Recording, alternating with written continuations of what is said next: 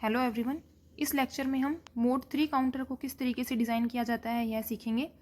Counters के basic से हमें यह पता है कि यदि हम n फ्लिप फ्लॉप का यूज़ करके कोई काउंटर बनाते हैं तो उसमें टोटल 2 की पावर n स्टेट्स होती हैं, जिसे यदि हम कैपिटल N से डिनोट करें तो वह मोड n काउंटर बनता है। या मोड से तात्पर्य है कि हम उसमें उसकी कितनी उस काउंटर में टोटल स्टेट्स हैं वह कैपिटल N है। इस प्रकार यदि हम एक फ्लिप फ्लॉप का यूज़ करके काउंटर बनाते हैं तो वह मोड 2 काउंटर बनेगा। 2 फ्लिप फ्लॉप का यूज़ करके काउंटर बनाएंगे तो वह मोड 4 काउंटर बनेगा। 3 फ्लिप फ्लॉप का यूज़ करके काउंटर बनाएंगे तो वह मोड 8 काउंटर बनेगा।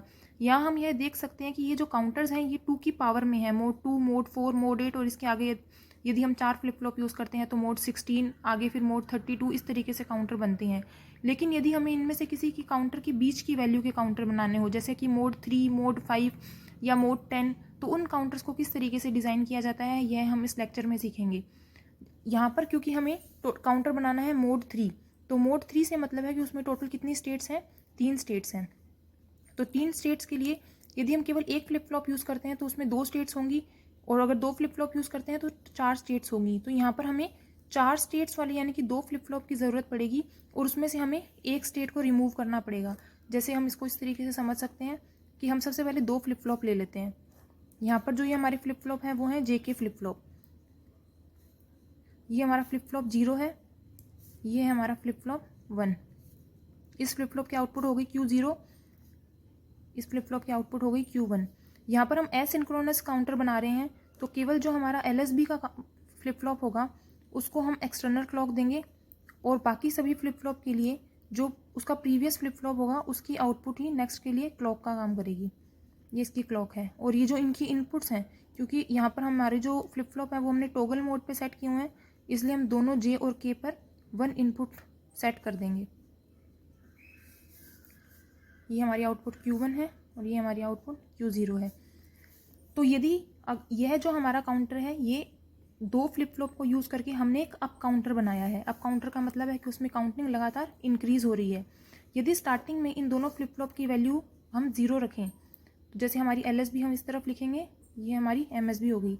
इनकी वैल्यू स्टार्टिंग में दोनों की वैल्यू 0 0 है, तो फर्स्ट क्लॉक जैसे ही आएगी, क्योंकि जो हमारा LSB है वो एक्सटर्नल क्लॉक से कनेक्टेड है, यह नेगेटिव एज ट्रिगर्ड है। अतः जब क्लॉक की वैल्यू 1 to 0 जाएगी तो यह फ्लिप फ्लॉप अपनी वैल्यू टॉगल करेगा, चेंज करेगा 1 से 0 और या फिर 0 से 1। और जब Q0 की वैल्यू 1 से 0 जाएगी तब Q1 का मान चेंज होगा। जैसे यहाँ पर भी पहले स्टार्टिंग में दोनों का मान 0 0 है, जैसे ही फर्स्ट क्लॉक आएगी, जैसे ही यह नेगेटिव एज आएगी, वैसे ही फ्लिप फ्लॉप 0 टॉगल करेगा और Q0 का मान टॉगल हो जाएगा। 0 से इसकी वैल्यू हो जाएगी 1।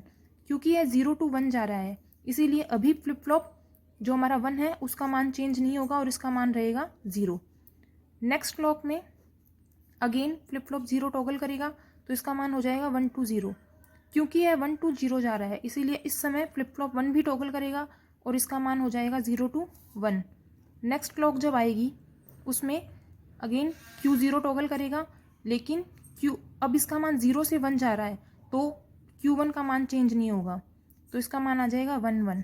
इसके बाद दोबारा से Q0 टॉगल करेगा, 1 से 0 जाएगा नेक्स्ट क्लॉक पे, और क्योंकि इसका मान 1 से 0 जा रहा है इसीलिए Q1 भी टॉगल करेगा, तो इसका मान हो जाएगा 0 0।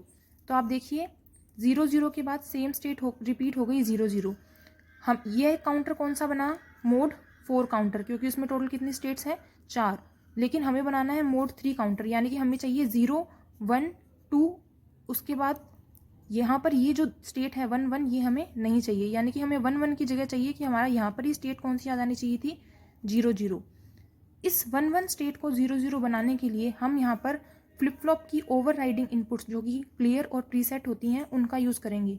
यहाँ पर क्योंकि हमें इनका मान 0 0 पर सेट करना है तो हम यहाँ पर क्लियर का यूज़ करेंगे।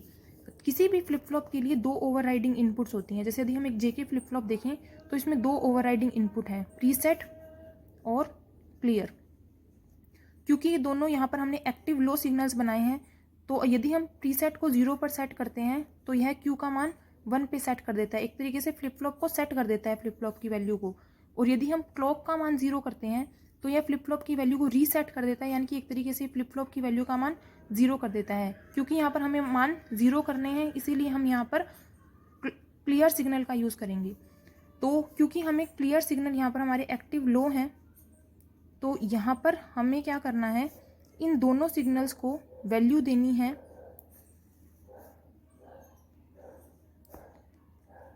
इन दोनों सिग्नल्स को हमें एक्टिव लो होने के कारण यहाँ पर हमें 0 अप्लाई करना है, जिससे इन दोनों फ्लिप फ्लॉप की वैल्यू 0 सेट हो जाए।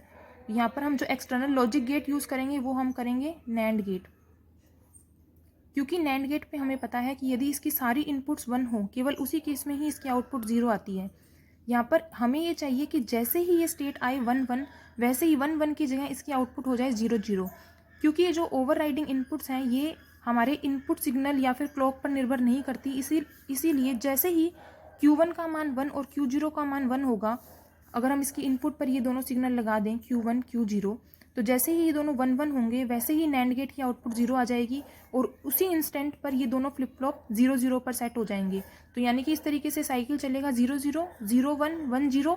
उसके जस्ट जैसे ही 1 1 आएगा तो वह वैल्यू को 0 0 में चेंज कर देगा और ये फिर अगेन वापस 0 1 1 0, फिर वापस 0 0। इस तरीके से हमारा मोड 3 काउंटर बन जाएगा। तो हम क्या करेंगे, Q1 को इस तरीके से हम कनेक्ट कर सकते हैं और जो हमारा Q0 है उसको हम इस तरीके से यहाँ कनेक्ट कर देंगे।